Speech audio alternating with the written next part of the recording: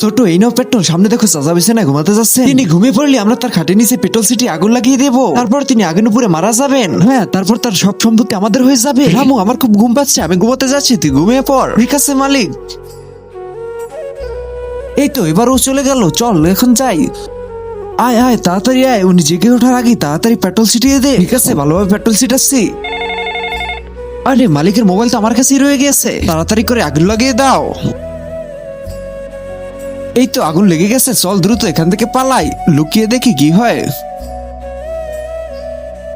আরে আগুন লাগলো কিভাবে? মালিক মালিক তাড়াতাড়ি উঠুন, আমি এসে গিয়েছি, আপনাকে কিছু হতে দেবো না, তাড়াতাড়ি চলুন। মালিক এসব কাজ এই দুইজনে করেছে। তার আগে তোমার কাছে কোনটা বেশি দামি, একটা স্বর্ণের মোবাইল নাকি মা বাবা? তোমার উত্তর মা বাবা হলো। ভিডিওতে লাইক দিয়ে চ্যানেলটাকে সাবস্ক্রাইব করে দাও। আর যদি লাইক সাবস্ক্রাইব না করো তাহলে মনে করবো তুমি তোমার মা বাবাকে ভালোবাসো না। কমেন্টে লিখে যাও আই লাভ ইউ মা বাবা।